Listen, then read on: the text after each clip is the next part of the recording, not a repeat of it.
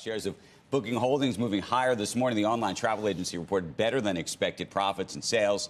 Also announcing integrating generative AI across its travel products. Joining us right now is Glenn Fogel. He's Booking Holdings CEO. Good morning to you, Glenn.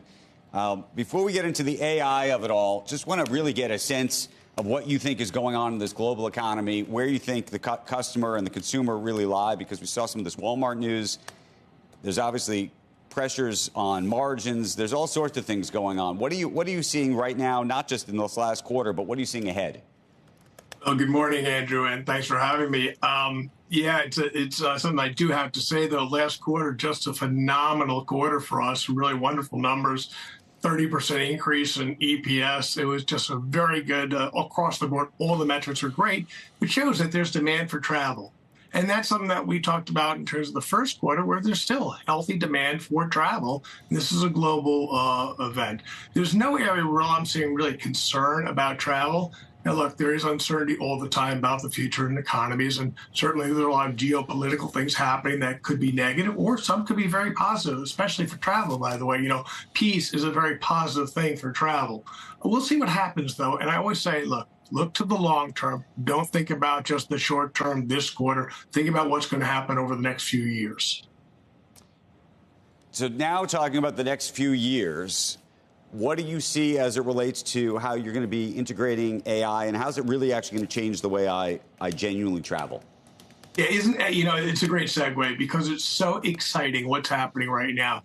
We really believe that generative AI is a transformational type of technological change, and we are really enjoying the benefits of being a very, very large player in the space. Look, we have the number of people working on AI, we have the capital, and the most important thing, we have the data. And your question is, how's it going to make it easier for you to travel? And I know I've watched you many, many times talk about your frustrations in travel, and that's a lot of people have a lot of frustrations. From the very beginning, trying to figure out what is the ideal way to put together your trip, then am I getting the most value? And then do I trust that it's actually going to happen the way it is? And if something goes wrong, is someone going to fix it? Well, AI, that generative AI technology is something that's enabling us to do it so much better. I won't go through all the details of it. I really believe that people who have the ability to transform using AI is going to make a much better business. And how much of it, though, is it going to be in the sort of planning stages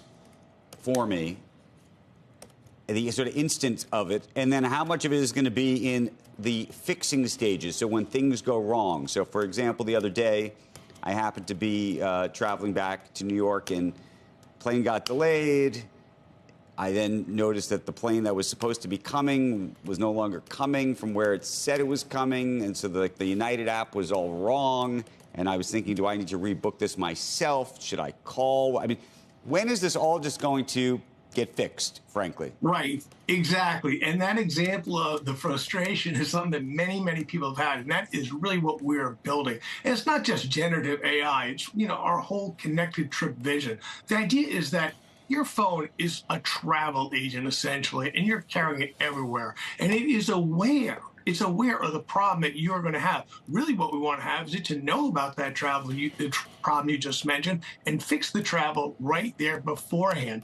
That's what we need to do. And it's complicated because you're bringing together so many different systems, so much different information from all different areas, and putting together and then coming up with what is the optimal solution to the problem that you are having. That's something that we're working on now. How quick is it going to happen? Look, it's going to take time, but we're already seeing some parts of it. And part of it is, for example, in customer service. One of the things, the reason you probably didn't want to call customer service is because how long were you going to be on hold? Well, generative AI is enabling us to put our customer service systems together in a way that you won't have to wait online at all, because you're being answered by a generative AI. Here's a question for you that I'm going to, Glenn, I'm going to make it more complicated. I'm going to give you my own personal example, but it's actually instructive because I was thinking about this in the context of AI.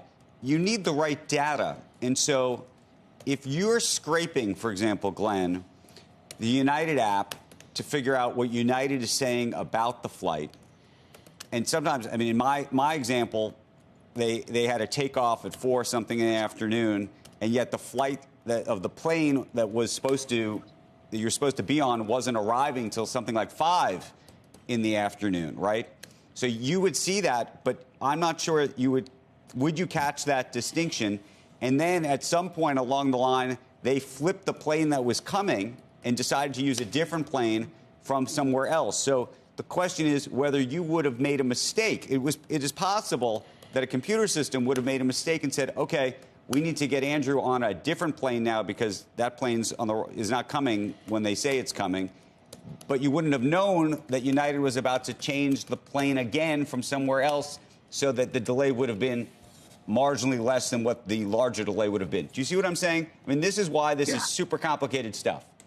Exactly. And it's essentially what you described is one of those issues of you're not sure what's going to happen. And then it comes all down to probabilities. Now, we are tied to all the different major systems, all of our partners, trying to make sure that we're able to come up with what is the highest probable solution for the problem that you're experiencing. And that's something that is why it is complicated, as you said, and it's going to take time to get it all set together. But I believe by using science, using data, and being the biggest player in the space, we're the largest travel company in the world. We just did $166 billion. We have a better chance of solving the problem that you're talking about than anybody else. And that's what I'm looking forward to doing for you. And I'll let Scott Kirby, the CEO of United, know that you had a problem. Maybe he'll reach out to you.